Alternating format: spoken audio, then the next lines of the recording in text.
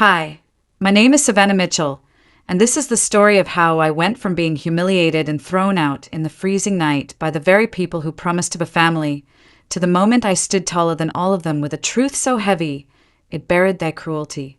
The cold hit me first, like a slap. Then the snow. It was a physical shove, hard and unexpected. My feet slipped on the icy patch, and I landed, not gracefully, but with a jarring thud, right into the fresh powder. No coat, no shoes, just my thin dress and the biting Massachusetts winter. I scrambled to get up, my hands burning from the cold. Through the brightly lit windows of their mansion, I could still hear it, their laughter. It echoed, sharp and clear, in the frosty air. Dead weight. Someone had sneezed. They didn't know. They had no idea that the dead weight they'd just tossed into the snow was sitting on a secret, a very quiet, very powerful secret worth $101 million. It had been a cold evening from the start, not just outside, but inside their grand, imposing house. The air was thick with a kind of unspoken chill, one that I had grown to recognize over the years. My husband, Robert, had said it was a family gathering, a chance to patch things up, he'd mumbled. But as soon as I stepped through the massive oak doors, I knew it was a lie. The way his mother, Eleanor, looked at my simple, store-bought dress spoke volumes. Her eyes, usually sharp, now held a kind of contempt that made my stomach clench.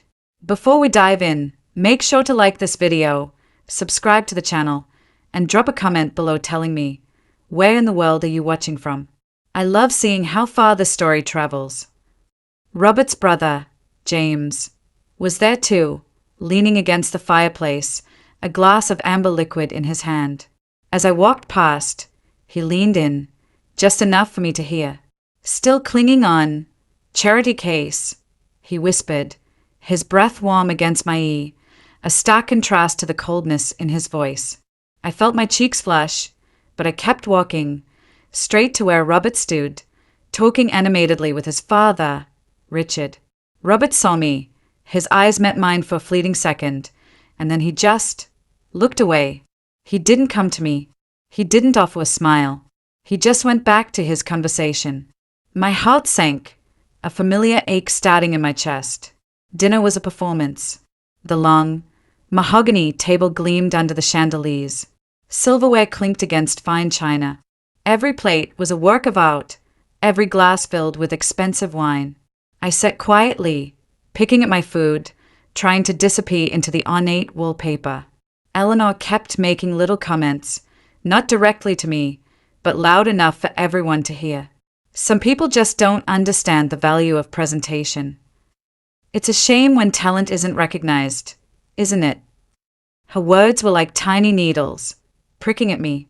Then Richard stood up, clinking his fork against his glass. The room fell silent. A toast, he announced, his voice booming, to strong women, women who understand the value of hard work, women who bring value to a family, to a business, to society. He raised his glass high. Every eye in the room followed his, and then, slowly, deliberately, he turned his gaze to me. His eyes, usually cold, now held a look of pure disdain. He didn't say my name. He didn't have to. The message was clear. It hung in the air, heavy and suffocating. After dinner, the insults became sharper, bolder. We had moved to the drawing room, a vast space with plush carpets and dark, heavy furniture. Eleanor started talking about Robert's future, about the family business, about potential wives who would truly understand their legacy. James chimed in, making a crude joke about people who latch onto wealth. I tried to speak, to defend myself, to say something, anything. I work hard too, I started, my voice small, but my words were swallowed by their laughter. It was a wall of sound, shutting me out, making me feel smaller and smaller. Finally, Eleanor's voice cut through the noise, sharp as a knife. You're nothing but dead weight, Savannah. A burden. You bring nothing to this family. My breath caught in my throat. I looked at Robert. He was standing by the large bay window, his back mostly to me. He heard it. He had to. My eyes pleaded with him, silently begging him to say something, to defend me, to be my husband. But he just stood there. Then he turned. Not to me, but to the front door. He walked over to it, his movements slow and deliberate. My heart pounded. What was he doing? He reached for the handle, twisted it, and pulled the heavy door open. A blast of icy air swept into the room, carrying with it the smell of snow and freezing wind. "Maybe the cold will teach you something," he muttered, his voice flat, devoid of any emotion. Then, with a sudden, forceful push, he shoved me forward. I stumbled, unprepared, into the biting night. The snow was coming down harder now, big, fat flakes swirling around me. I tried to turn back, to say something, but the door slammed shut. The sound echoed, final and absolute. The click of the lock was a death knell to everything I thought we had.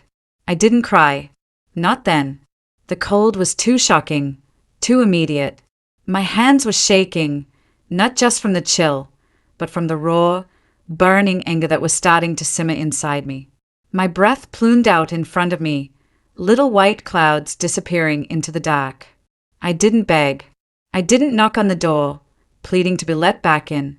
I just stood there for a moment, the silence of the blizzard a stark contrast to the mocking laughter that still seemed to ring in my ears. Then I started to walk, one foot in front of the other, crunching through the fresh snow. The long, winding driveway seemed endless. My feet, bare and exposed, were already numb.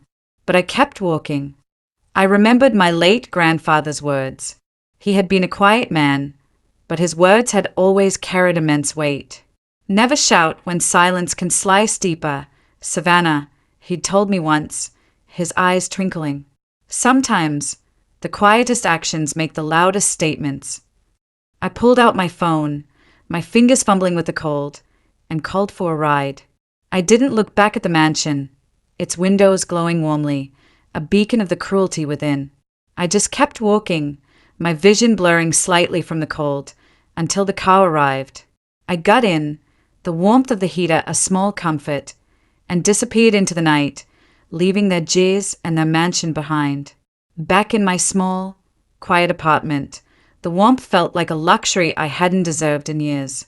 My body was still trembling, but the shock was slowly giving way to a strange, unsettling calm. I walked over to my laptop, my movements deliberate. No one knew about this part of my life. Not Robert, not his family, not even my closest friends.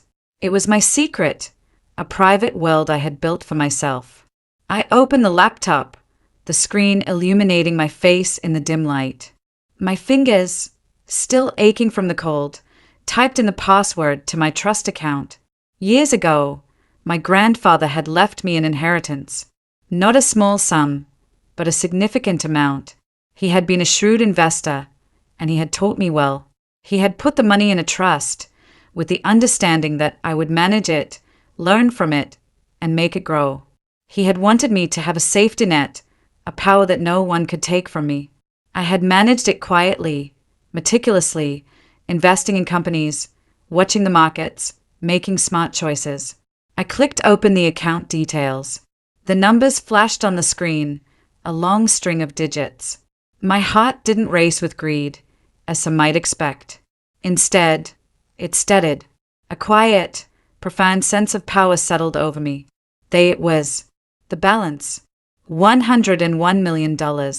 It wasn't just a number. It was freedom. It was protection. It was a weapon I never thought I would need. But now, it felt like the only thing keeping me standing. Within days, the rumors started. Like whispers on the wind, they drifted through the social circles of Massachusetts, reaching me even in my quiet solitude. Robert's family business, a sprawling enterprise that had seemed invincible, was in trouble. Deep financial trouble.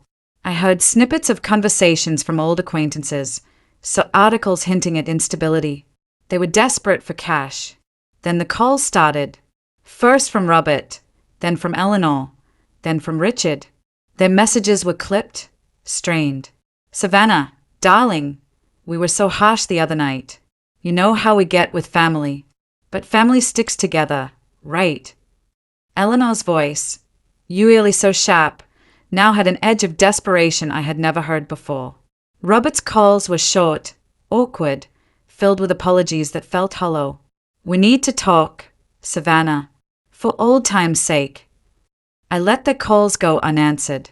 My phone buzzed constantly, a relentless reminder of the sudden need. Their arrogance, once so solid, was slowly, painfully, transforming into panic. I pictured them, pacing their opulent rooms, their faces etched with worry, and a small, bitter satisfaction bloomed in my chest. I knew what I had to do. This wasn't about revenge, not entirely. It was about proving my grandfather right. It was about showing them what dead weight could truly achieve. I set up meetings with my lawyers and financial advisors. We worked in hushed tones, behind closed doors. My instructions were clear, my moves precise.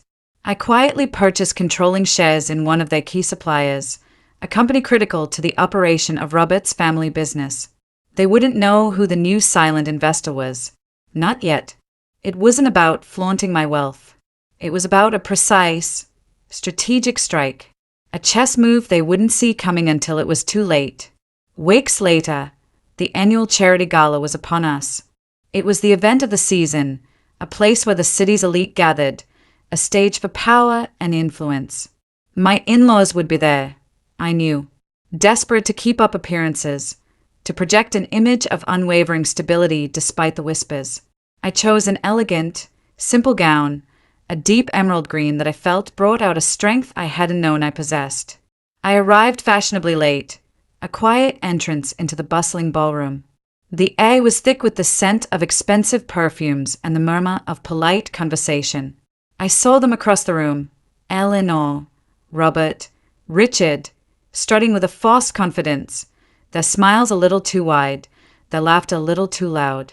Midway through the evening, the charity's host, a prominent figure in the city, took the stage. The lights dimmed slightly, and a hush fell over the room.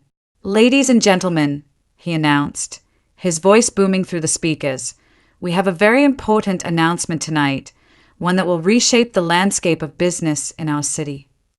My in-laws perked up, their curiosity piqued. "As of today," the host continued, "the esteemed Mitchell Enterprises is officially under new controlling ownership." A ripple went through the crowd. Heads turned. Whispers erupted. I watched my in-laws across the room. Their smiles had vanished. Their faces were ashen.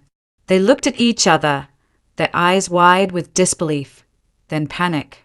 They started to rush forward, pushing through the crowd, desperate to confront this new owner. And then, the host gestured towards the side of the stage. "And here is the new owner." The spotlight swung. I stepped forward. The room fell silent. An audible gasp went through the crowd. Eleanor's hand flew to her mouth. Richard's jaw dropped.